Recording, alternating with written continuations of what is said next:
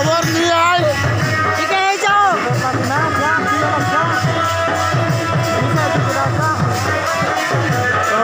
दफ्तर अपना बॉल कर मुंह पे समारोह के बांकुली में काज करो यार नहीं बोलते बांकुली का हीरोइन खाते बांकुली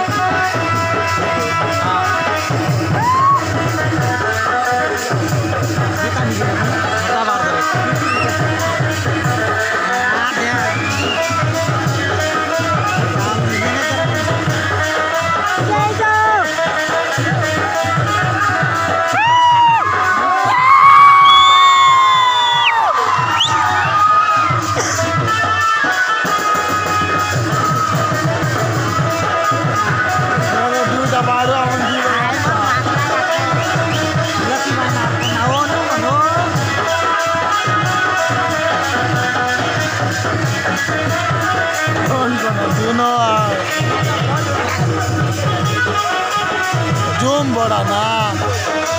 ऑडियंस ना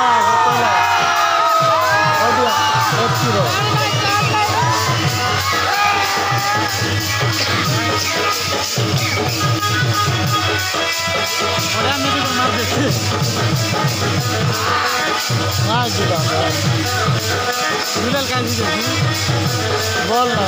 दिल में